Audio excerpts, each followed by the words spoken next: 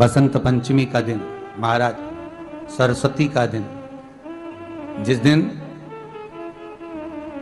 जो बच्चा पढ़ने में कमजोर होता है उसके हाथ से बसंत पंचमी के दिन सरसों के 31 फूल शंकर जी को चढ़ा दिए जाते हैं तो बच्चा पढ़ने में अव्वल निकल जाता है। उसके बच्चे को कभी नहीं कह सकते कि पढ़ने बैठ, वो खुद बैठेगा। केवल आज बसंत पंचमी का दिन, एक ही दिन चढ़ता है।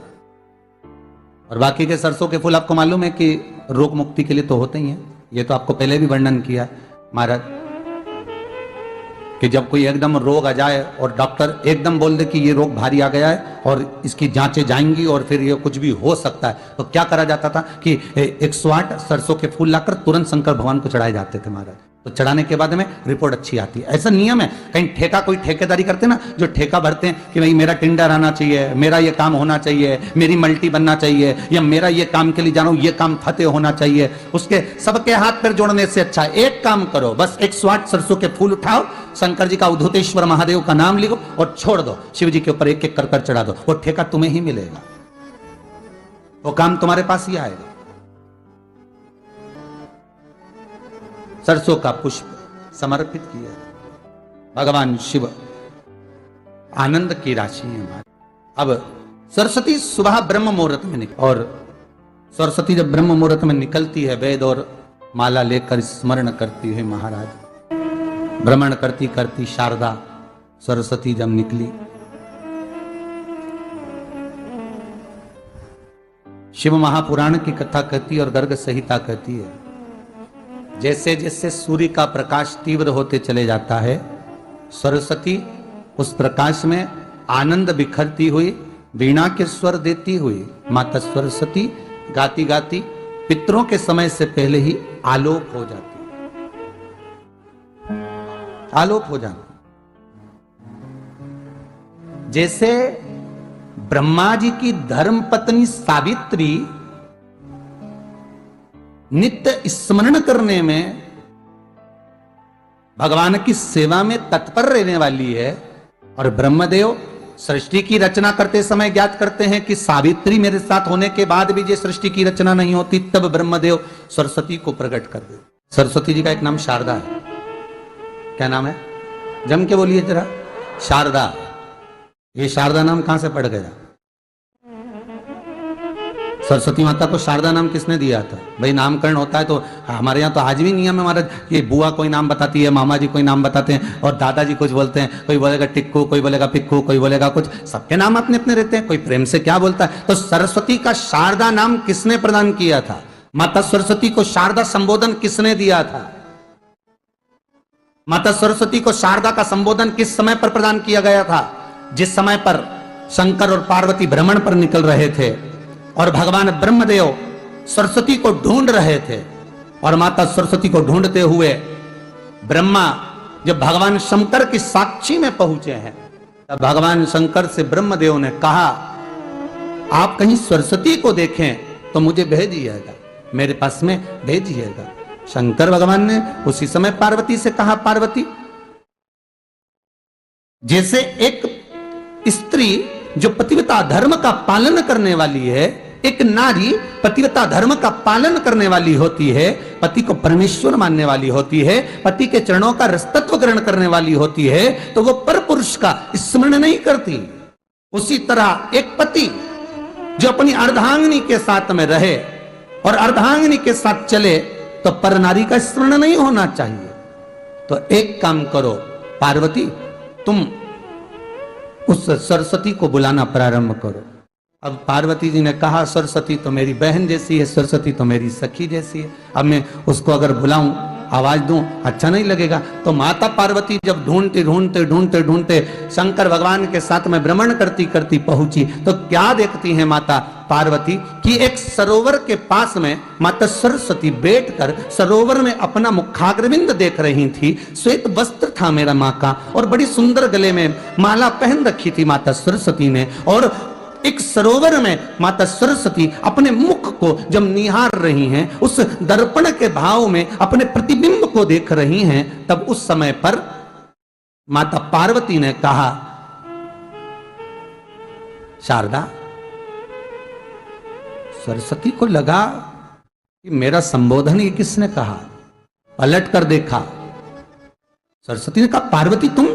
हां, मैंने तेरा जो दर्पण में प्रतिबिंब देखा है, तेरा स्वरूप देखा, पर तू इतनी सुंदर है, इतनी सुंदर है, पर तेरा जल में जो स्वरूप देखा ना, वो नीला दिखाई दिया, थोड़ा सा श्याम दिखाई दिया, इसलिए मैंने तुझे शारदा कह दिया। आज भी हमारे मध्य प्रदेश के कटनी और सतना के बीच में मैहर में आज भी शारदा भवानी विराजमान है।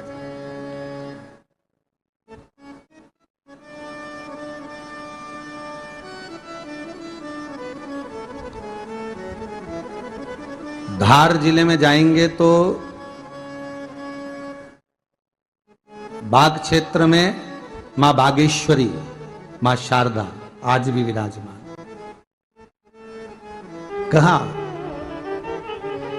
सरस्वती जी पूछी, पार्वती तुमने मेरे को शारदा क्यों कहा? क्योंकि तेरा जो प्रतिबिंब था वो श्याम नजर आ रहा था मुझे।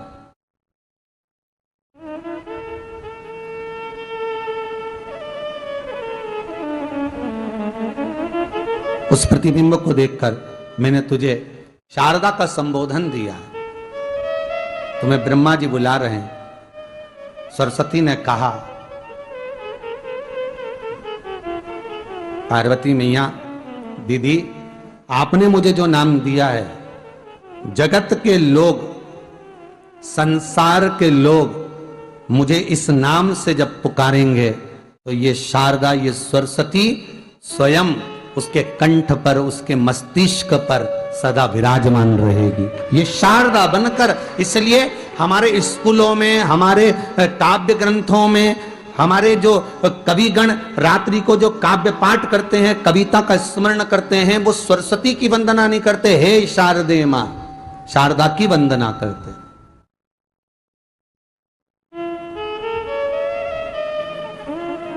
कभी आपसे कोई पूछ ले कि शारदा नाम पार्वती सरस्वती का कब पड़ा, तो आप बता सकते हैं कि ये माता शारदा नाम कोई सहज नहीं है। मां ढूंढने के लिए जब निकली, ब्रह्मदेव के कहने पर भगवान शिव के साथ भ्रमण करती। नाम का उच्चारण कोई सहज नहीं होता। कोई देखता होगा, दादाजी ने अगर किसी का नाम कुछ रखा तो कुछ सोच के रखा होगा, पिताजी ने अगर कुछ रखा है तो उसके मन में कुछ आया होगा तो रखा होगा, मम्मी ने अगर कोई नाम रखा है तो उसने कोई विचार कर कर रखा होगा। कोई नाम अगर किसी का रखा जाता है तो उसके अनुकूल रखा जाता है कि हो सकता है कि वो नाम की क्या उसके मन में चल रहा होगा। तो शारदा का संबोधन कोई सहज नहीं है। माता सरस्वती का एक नाम शारदा हुआ, इसलिए संबोधन में सरस्वती कम शारदे मां ज्यादा बोला जाता है। आप काव्य पाठ कर लो, नाम जाप कर लो, स्मरण कर लो, चाहे वो विकलांग पैदा हो, पर जो शिव ने सोचा, रोती हुई सुजाता हाथ में जल लेकर महादेव को समर्पित करती है और चरण पकड़ लेती है। चरण,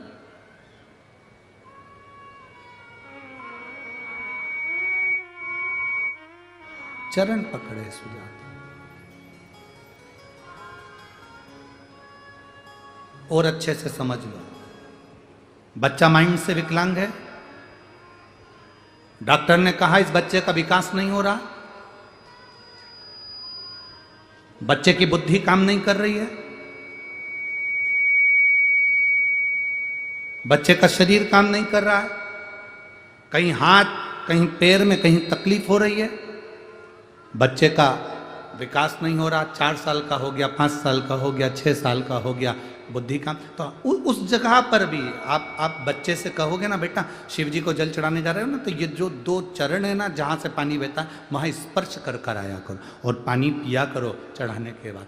आप 15 दिन 20 दिन उस बच्चे से करवा कर देखो, कितना भी माइंड से हम यहाँ तक कहेंगे, जिस बच्चे की कोई शरीर में विकास नहीं और बच्चा कहीं पड़ा रहता है, मुंह में से राल टपकती रहती है, उस बच्चे के लिए भी अगर ये प्रयोग करोगे तो 2 से 3 महीने में वो बच्चा अपने आप धीरे धीरे शरीर का विकास होना प्रारंभ हो जाएगा। वो स्थान ऐसा, वो जगह ऐसी है, वो जगह की मूलता, उस जगह की महत्व। बोल बम का नारा है, अच्छे जम के बोलो जरा, बोल बम का नारा है। उस स्थान की मूलता बढ़ जाती है, उस स्थान की मूलता। अब सुजाता रो रही है, शिव जी के चरण पकड़ लिए सुजाता, दबा रही है चरण। जल चढ़ाने के बाद जो चरण दबाया, रोती रोती कह रही है, मेरे पति ने मुझे श्राप दिया है, तेरे गर्भ में जो बच्चा होगा वो विकलांग पैदा होगा, तेरे गर्भ में जो बच्चा है वो विकलांग होगा, मेरा श्राप है, इसके गर्भ में जो बच्चा है वो विकलांग होगा।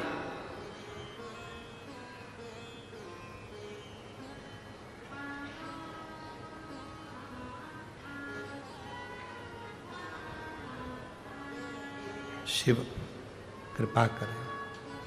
सुजाता आंखों से आंसू बहा रही है, नैनों से नीर बह रहा है, रोती जा रही है, भीतर से अश्रु बह रहे।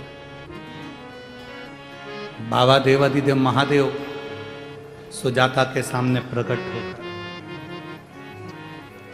क्यों रो रही है? तेरे पति ने तुझे श्राप दिया, तेरा बच्चा विकलांग होगा, इसलिए चिंता मत कर, टेंशन मत ले। हां, तेरे पति के श्राप से तेरा बच्चा विकलांग तो होगा, पर मेरा वर है, तूने मेरे चरण का स्पर्श करा है, रोज जल चढ़ाने के बाद तू मेरे चरण को स्पर्श करती है, इसलिए तेरा जो गर्भ में बच्चा होगा वो भले विकलांग होगा, पर संपूर्ण विश्व का कल्याण करने वाला पैदा होगा, संपूर्ण विश्व का कल्याण करने। एक बार माता सरस्वती जी ने लक्ष्मी जी से कहा, मैं बहुत परेशान हो गई हूं लक्ष्मी, मैं बहुत परेशान हो गई लक्ष्मी।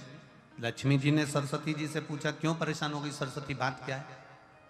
परेशान होने का केवल कारण इतना सा है कि मेरा काम है गायन करना, मेरा काम है जनमानस में जिसने बहुत अच्छा काम किया होता है उसका गायन करना, देवता में उसका व्याख्यान वर्णन करना।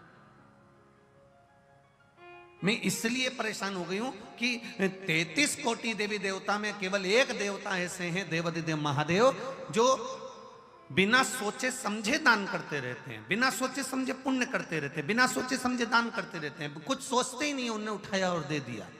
इनके दान का मैं व्याख्यान करते करते, इनके दान का वर्णन करते करते, इनके दान का गुणगान करते करते, इनके दान का महत्व कहते कहते कहते कहते मेरा मुख थक गया है, अब मैं करूं तो करूं क्या। इतने में लक्ष्मी जी बोली, जितनी तू परेशान है उससे दुगनी मैं परेशान हूं। अब लक्ष्मी जी ने जैसे कहा कि मैं परेशान, तो सरस्वती जी ने पूछा कि तू क्यों परेशान है? अरे भोलेनाथ जी का क्या है, कहीं पर भी चले जाते हैं, किसी को भी देख लेते हैं, एक लोटा कोई पानी चढ़ाते दिखता है, तुरंत खड़े होकर कह देते हैं, जा तेरे पास में संपदा की कभी कमी नहीं होगी। अब वो तो के आ जाते हैं, लक्ष्मी जी कह रही इतनी ड्यूटी बढ़ गई, इतनी ड्यूटी बढ़ गई कि मुझे दौड़ दौड़ कर उनके यहाँ संपदा देने जाना पड़ता। अब मैं भी परेशान हूं। अब ये दोनों परेशान होकर ब्रह्मा जी के पास गए। अब ब्रह्मदेव से कहा, प्रभु, इतने में सरस्वती जी बोली, स्वामी स्वामी स्वामी। स्वामी जी ने कहा, क्या बात है? ब्रह्मदेव बोले, तुम दोनों आज मेरे पास किस लिए आई हो?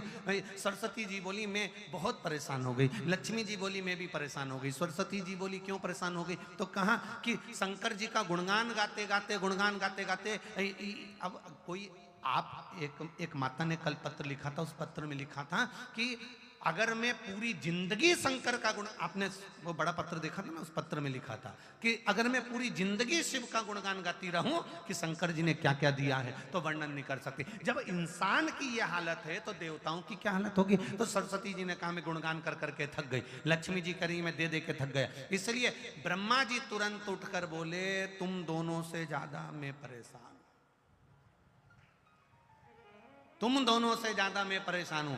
तो इतने में तुरंत लक्ष्मी और सरस्वती जी ने पूछा, तुम कैसे परेशान हो? ब्रह्मा जी बोले, मैंने किसी के भाग्य में लिख दिया कि ये जिंदगी भर ठोकर खाएगा, ये जिंदगी भर रोएगा, ये जिंदगी भर तकलीफ भोगेगा, इसको ये रोग आएगा, इस रोग में ये बीमार होकर समाप्त हो जाएगा। मैंने इसके भाग्य में इतना इतना लिखा और वो एक लोटा पानी लेके शंकर जी के मंदिर पहुंच गया और शंकर जी ने उसका भाग्य बदल दिया। तो मेरी लिखनी को भी भाग्य को बदल दे रहा है।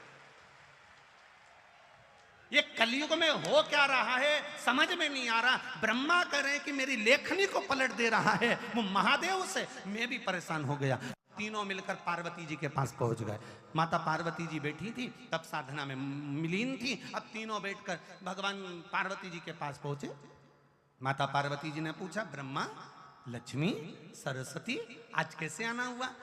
सरस्वती जी बोली, हम बड़े परेशान हो गए, तुम्हारे पति तब पुण्य कर रहे, तब पुण्य कर रहे, इतना दान कर रहे कि हम बोल बोल के थके जा रहे हैं। लक्ष्मी जी दे दे के थकी जा रही है। अच्छा, और ब्रह्मा जी तुम कैसे आए? ब्रह्मा जी बोले, मैंने ललाट पर लिखा था कि ये दुख भोगेगा, तकलीफ भोगेगा, कष्ट भोगेगा, इसकी किस्मत में कभी मकान नहीं रहेगा, इसकी किस्मत में कभी जमीन नहीं रहेगी, इसकी किस्मत में संतान नहीं रहेगी, इसकी किस्मत में ऐसा रहेगा। मैंने कितना कितना लिखा था। पर वो लोटा भर के शंकर जी को जल चढ़ाता है और देवाधिदेव महादेव प्रसन्न होकर उनके भाग्य को बदल देते हैं। हम तीनों परेशान हो गए, इसलिए हम अपनी नौकरी छोड़ने के लिए आए। हमें अब यहां सर्विस करना ही नहीं, जब हमारी चले ही नहीं तो हम करके करेंगे क्या? पार्वती मैया आप कुछ कहो। पार्वती जी बोली, मेरा पति मेरे कहने में कभी नहीं चलता, मेरे कहने में चले ही नहीं तो मैं बोलूं क्या उसको? वो मेरे कहने में चलते तो मैं कह देती। फिर भी अगर आप कह रहे हो तो मैं बात करती हूं। पार्वती जी भी शिव जी के पास गईं। लक्ष्मी, सरस्वती, ब्रह्मा तीनों चारों शिव जी के पास गए। भोलेनाथ जी को एक लोटा जल चढ़ाया। शंकर जी प्रसन्न हो गए। प्रसन्न होते से बोले, मांगो तुम्हें क्या चाहिए? इतने में ब्रह्मा जी बोले, तुम ही देख लो, अब भी के अब भी हो गया। अब भी 1 सेकंड हुआ बस, तुमने पानी चढ़ाया और वो बोल दिया, मांग क्या चाहिए? अब इतने में पार्वती जी बोली, प्रभु बस इतना सा चाहिए। ब्रह्मा जी बड़े दुखी हैं। क्यों? इनने भाग्य में लिखा कि इसको ये दुख आएगा, इनने भाग्य में लिखा कि इसकी औलाद नहीं होगी, इनने भाग्य में लिखा कि इसको ये बीमारी आएगी, तुमने पलट क्यों दिया? ब्रह्मा जी तुम समझ नहीं सकते। चक्कर ये है कि मेरे पास कोई आता है, मेरा नाम ओघड़ दानी है। ओघड़ दानी का मतलब होता है जो कुछ सोचे समझे बिना दे दे। ओघड़ दानी है मेरा नाम। तो ब्रह्मा जी बोले, तो तुम्हारे पास जो हो वो दो ना। शंकर जी बोले, मेरे पास जितना था मैंने सब लुटा दिया, बस केवल डमरू बचा है, केवल अकेला डमरू और गले में सांप, त्रिशूल। और कोई भी अभी तक मंदिर में आया उसने आज तक नहीं किया कि तुम्हारा सांप दे दो। बोलो रे नोएडा वाले, तुमने कभी कहा हो जाकर कि तुम्हारा सांप दे दो, या तुमने कहा हो तुम्हारा डमरू दे दो या त्रिशूल? ना ना ना, आज तक कोई मंदिर में आके बोला ही नहीं कि तुम ये दे दो। जो भी आता है अच्छी चीजें मांगता है। तो शिव जी बोले, मेरे पास जो था मैंने सब दान कर दिया। मैं तो खुद शमशान में रहता हूँ, वहां पर कुछ भी नहीं रहता, और गुफा के अंदर रहता हूँ, वहां भी कुछ नहीं रहता। इसलिए तो फिर तुम ये बोलना बंद कर दो। शंकर भगवान बोले, मैं बोलता हूँ, तुम देने जाते ही काहे को? कौन ने कहा कि तुम जा? अरे प्रभु, तुम तो कहकर चले जाते हो कि जा, तेरे घर में संपदा की कमी नहीं होगी। अगर लक्ष्मी जी नहीं जाती है तो नारायण रुष्ट होकर बैठ जाते हैं और कहते हैं, तूने मेरे शिव का कहना नहीं माना, आज से मैं तेरा मुख नहीं देखूंगा। इसलिए लक्ष्मी को दौड़ना पड़ता।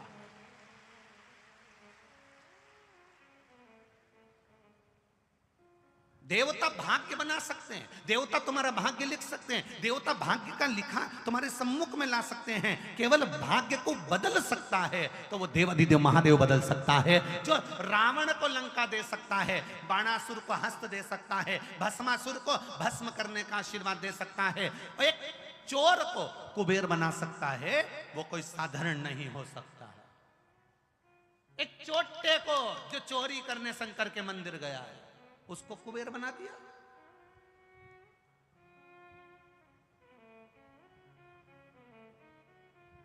तुम एक लोटा जल लेकर शिव जी के मंदिर में जाते हो, विचार करिएगा, आपको लगता होगा एक लोटे जल से कुछ नहीं होता होगा। फालतू की बात, फालतू की बात। जो तुमको ज्ञान दे कि लोटा भर के पानी चढ़ाने से कुछ नहीं होता, लोटा भर के जल चढ़ाने से कुछ नहीं होता, जो तुमको ज्ञान दे तुम उससे कह देना, तूने चढ़ा के देखा क्या? 2-3 महीने तू मंदिर गया क्या? दिल से चढ़ाया क्या? अगर तू मंदिर तक नहीं गया तो हमको ज्ञान देने वाला भी तू नहीं है। हमारी मर्जी, मैं चाहे जो करूं मेरी मर्जी। मैं चाहे मंदिर जाऊं, मैं चाहे झाड़ू लगाऊं, मैं चाहे जल चढ़ाऊं, मैं चाहे पत्ती चढ़ाऊं, मेरी मर्जी। ये ना तो मैंने तुझसे पूछा ना पूछा, क्या है? श्री शिवाय नमस्तुभ्यम, श्री शिवाय नमस्तुभ्यम, क्या है? क्या है? ये तो विद्येश्वर संहिता में लिखा है श्री शिवाय नमस्तुभ्यम। शिव महापुराण के विद्येश्वर संहिता में लिख दिया श्री शिवाय नमस्तुभ्यम। ये तो भगवान शंकर को नमन करना लिखा है कि श्री शिवाय, बोलो बोलो जम के, शिवाय न, ये तो शिव जी को नमन करना लिखा है। ये तो मंत्र है ही नहीं, फिर संसार के लोग इसको क्यों जप रहे हैं? तो उनसे कह दो, तो हम ये कहकर थोड़ी ना जप रहे कि मंत्र है, हम तो श्री शिवाय नमस्तुभ्यम। क्या होगा जपने से? शिव महापुराण की कथा कहती है, विद्येश्वर संहिता कहती है, जिसके मुख से श्री शिवाय नमस्तुभ्यम मंत्र निकलता है, जाप निकलता है, शब्द निकलता है, हजारों पाप भस्म होते हैं। और उसके मुख का दर्शन अगर कोई कर लेता है तो अश्वमेध यज्ञ का पुण्य आ जाता है। केवल मुख का दर्शन कर लेने से, श्री शिवाय नमस्तुभ्यम बोलने वाले का मुख का दर्शन कर लेने से एक आनंद। इसलिए आपसे कहा था किसी शिवालय में जाएं, जल चढ़ाने के लिए जाएं, आपको डरना नहीं है। जल चढ़ाते समय आपके मुख से आवाज निकलना चाहिए, श्री शिवाय। जल चढ़ाते समय तुम्हारे मुख से आवाज निकले। क्यों? अगर पास में खड़ा हुआ व्यक्ति कुछ नहीं बोलेगा, उसके कानों में भी अगर ये मंत्र जाएगा, पलटकर तेरा मुख का अगर वो दर्शन भी कर लेगा तो संसार सागर से पार उतर जाएगा। केवल दर्शन कर लेने वाला। जपो, जपाओ, स्मरण करो।